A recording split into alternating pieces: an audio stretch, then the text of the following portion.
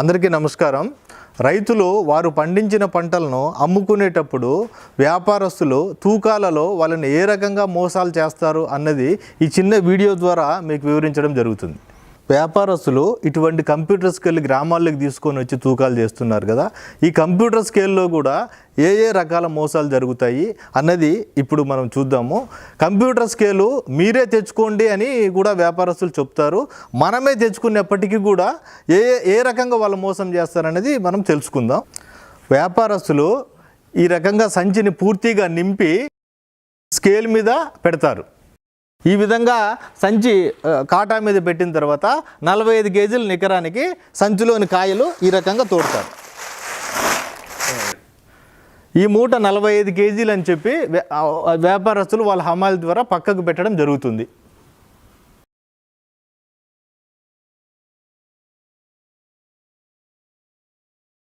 నలభై 45 కేజీలు వచ్చిందని చూపించిన ఈ బ్యాగ్ని తిరిగి స్కేల్ మీద పెట్టి ఎంత తూకం వచ్చింది అని మీకు ఇంకొకసారి చూపిస్తాం. మోసం ఎట్లా జరిగింది కూడా మీకు చూపించడం జరుగుతుంది.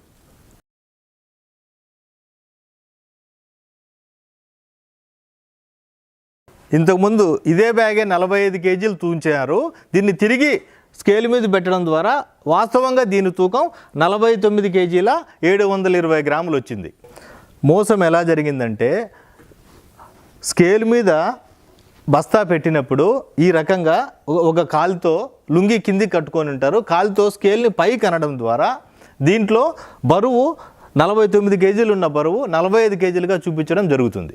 ఈ విధంగా కాలుతో స్కేల్ను పైకి లేపడం ద్వారా ఉండాల్సిన బరువు కంటే తక్కువ చూపించి రైతుకి తూకంలో నష్టం జరుగుతుంది.